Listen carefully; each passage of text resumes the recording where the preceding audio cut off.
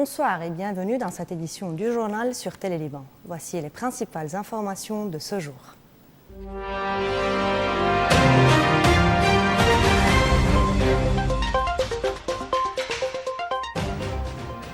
Une unité d'infanterie israélienne s'est infiltrée dans le village de Mari, fouillant plusieurs habitations et interrogeant des résidents. À l'aube, une vingtaine de soldats israéliens franchissent la ligne de démarcation pour s'infiltrer dans le village de Mari dans le Qaza de Hasbaya. Venus des environs de la localité frontalière de Abbasiyeh, ils mènent une opération ciblée. Pendant près d'une heure, les militaires fouillent des habitations habitées ou abandonnées. Des résidents libanais et plusieurs travailleurs agricoles syriens sont interrogés. 2 ouvriers syriens sont brièvement arrêtés avant d'être relâchés près de la frontière. Le Parlement a voté à une écrasante majorité la levée de l'immunité du député et ex-ministre de l'Industrie Georges Bouchikian, accusé de corruption. Une décision inédite dans le contexte d'un appel croissant à la fin de l'impunité politique dans le pays. Le Parlement a aussi déféré 3 anciens ministres, Boutros Harb, Nicolas Sahnaoui, Jamal Jarrah, devant une commission parlementaire d'enquête. Par 99 voix pour et une seule abstention, celle du député Jamil Sayed, le Parlement a levé l'immunité du député et ancien ministre de l'Industrie Georges Bouchikian.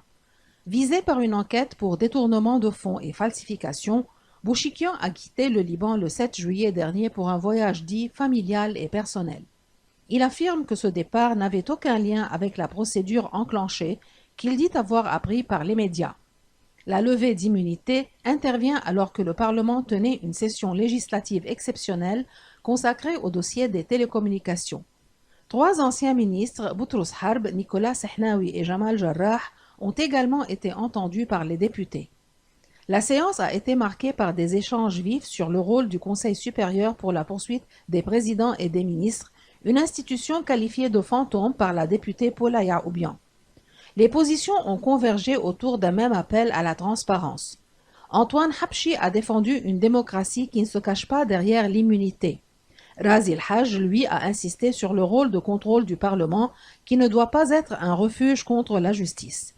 Nabil Badr a mis en garde contre la banalisation d'un acte aussi grave, tandis que le député Salim Saïr a rappelé la responsabilité claire des ministres dans le dossier des télécommunications. Sur ce, le Parlement a déféré par 88 voix contre 2 abstentions et 9 voix contre les 3 anciens ministres Harb, Sahnaoui et Jarrah devant une commission parlementaire d'enquête. Dans un Liban plongé dans une crise multidimensionnelle, cette levée d'immunité est perçue comme un signal d'un éventuel retour de l'état de droit.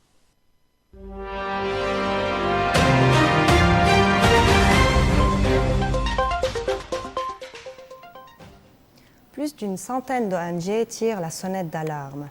Une famine de masse est en train de ravager la bande de Gaza. La guerre dure depuis plus de 21 mois et l'accès de l'aide humanitaire reste restreint. Les enfants meurent de faim à Gaza. Pendant ce temps, les États-Unis annoncent une nouvelle mission diplomatique pour tenter de débloquer la situation.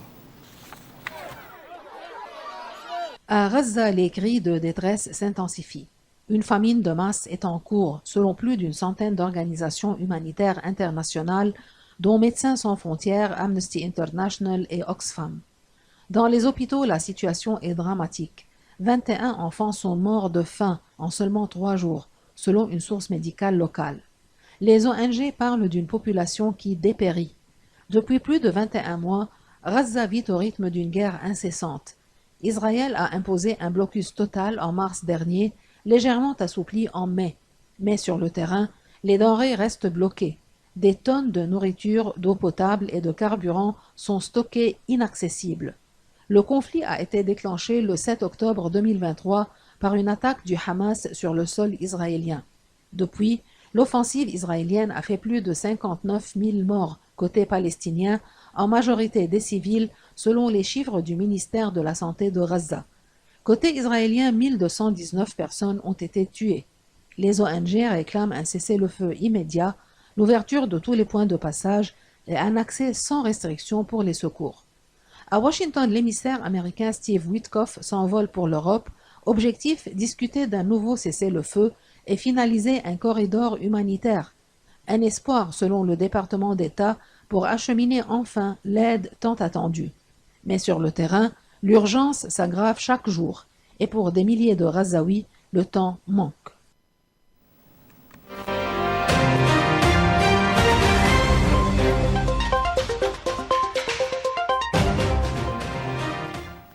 Des négociations de paix entre la Russie et l'Ukraine se tiennent à Istanbul à l'initiative des États-Unis. Mais les espoirs restent minces, tant les divergences demeurent profondes après plus de 3 ans de guerre. Ukrainiens et Russes se retrouvent autour de la table pour tenter une sortie diplomatique à une guerre qui dure depuis février 2022. Le président ukrainien Volodymyr Zelensky a confirmé la présence de sa délégation menée par Rustem Umerov. Objectif, négocier des échanges de prisonniers, le retour d'enfants ukrainiens emmenés en Russie et poser les bases d'un cessez-le-feu. Mais côté russe, pas d'annonce officielle. Moscou parle de discussions dans la semaine sans confirmer la date. Le Kremlin prévient, aucune avancée miracle n'est à attendre. Sur le terrain, les combats font toujours rage. Les bombardements russes continuent de frapper les villes ukrainiennes. Les positions restent figées et opposées. La Russie réclame l'annexion de 4 régions ukrainiennes, en plus de la Crimée, un retrait total de l'OTAN et l'arrêt des livraisons d'armes occidentales, des exigences inacceptables pour Kiev. Le président américain Donald Trump tente d'imposer un accord avant l'échéance de 50 jours qu'il a fixé à Moscou sous peine de sanctions. Mais jusque-là, ces efforts n'ont rien donné. Malgré une posture plus conciliante envers Moscou, Washington continue d'acheminer des équipements militaires à l'Ukraine. Istanbul accueille donc cette 3e tentative de dialogue direct. Mais sans annonce officielle côté russe et sans cesser le feu accepté par Moscou, difficile d'y voir autre chose qu'un geste symbolique. Plus de 3 ans de guerre, des dizaines de milliers de morts et une paix toujours aussi lointaine. Dans les Alpes, les effets de la canicule se font sentir. L'eau devient rare, la neige fond. Les glaciers poursuivent leur agonie silencieuse, devenant les témoins visibles du réchauffement climatique. À plus de 2600 mètres d'altitude, dans le massif des Écrins, le refuge de la Selle fait face à un ennemi inattendu, la pénurie d'eau, une conséquence directe de la canicule précoce qui a frappé les Alpes dès le mois de juin. Noémie Dagan est la gardienne du refuge. Elle constate, tout a séché. Le glacier qui alimentait son refuge de 60 places s'est évaporé avec un mois d'avance. Sans citerne, le fonctionnement du refuge repose désormais sur des captages de secours installés à flanc de montagne. Mais ces installations de fortune sont vulnérables. Les orages, de plus en plus violents, ravinent les pentes et menacent l'approvisionnement. En 2023, le refuge a déjà dû fermer par manque d'eau.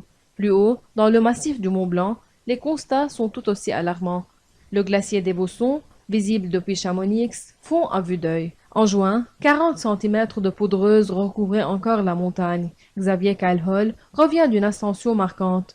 Au-dessus de 3200 mètres, c'est plus sec que ce qu'on n'a jamais vu, témoigne-t-il. Il montre l'œil des Bossons, une large zone sombre qui absorbe la chaleur et accélère encore la fonte. En Suisse, la situation est similaire. Les glaciers ont commencé à fondre 5 à 6 semaines plus tôt qu'en moyenne.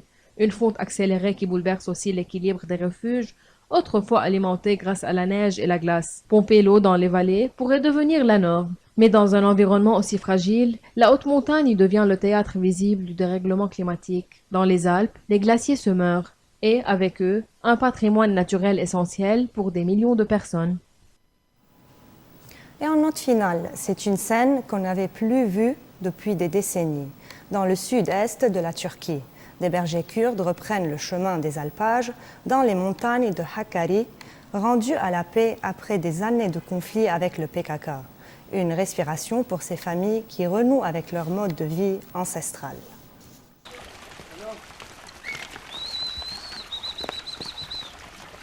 Dans les hauteurs du massif du Silo, à plus de 2000 mètres d'altitude, les troupeaux sont de retour. Les bergers kurdes de Hakkari, tenus à l'écart pendant des décennies à cause des affrontements entre l'armée turque et les combattants du PKK, retrouvent enfin leur pâturage. Il y a 30 ans, on montait et on redescendait en se cachant. Maintenant, on revient doucement, confie Selahattin Ering, 57 ans, berger depuis toujours. Pendant 40 ans, ces montagnes ont été le théâtre de violents combats. Soupçonnés de ravitailler le PKK, les bergers étaient souvent accusés, contrôlés, parfois arrêtés. Aujourd'hui, les armes se sont tues, du moins côté turc. La cérémonie du 11 juillet dernier a marqué un tournant. Des combattants kurdes ont symboliquement brûlé leurs fusils dans le nord de l'Irak, signe d'un processus de paix engagé depuis l'automne. Chaque été, les familles passent 3 à 4 mois sur ces plateaux. Ici, tout le monde travaille, les hommes, les femmes, les enfants. Hikran Denise, 22 ans, a laissé ses révisions universitaires pour remplacer sa mère malade. C'est trop dur, je lui ai dit d'arrêter.